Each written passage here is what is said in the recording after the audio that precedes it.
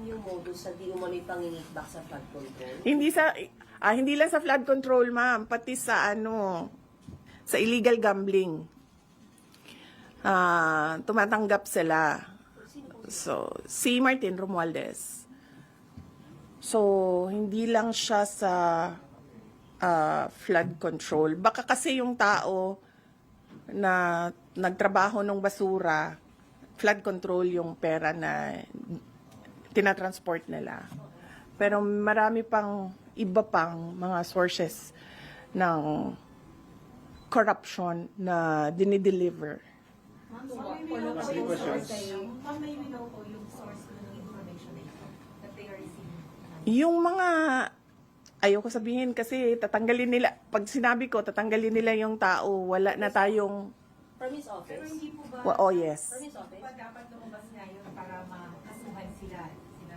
Ayaw lumabas ng mga tao eh. Dati pa naman kami nagsasabi na na magsalita kayo. Takot lahat kasi magsalita ngayon dahil syempre aabot yun until the office of the president. Diba? So, walang nagsasalita. Pero pag sinabi ko kasi kung sino at anong klaseng personnel,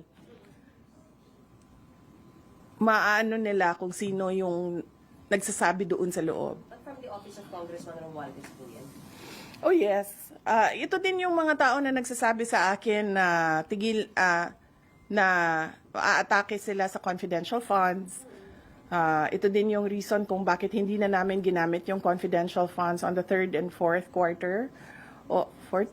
Third and fourth quarter noong 2023 kasi sinabihan na kami na pinagmimitingan sa loob. But do you think the government is still stable? No.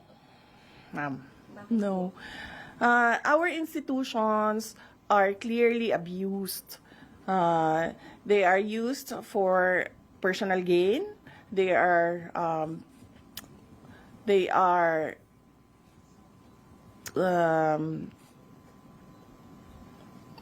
used for personal gain, and we have already seen the testimony of witnesses about corruption, and there is practically nothing happening in our country.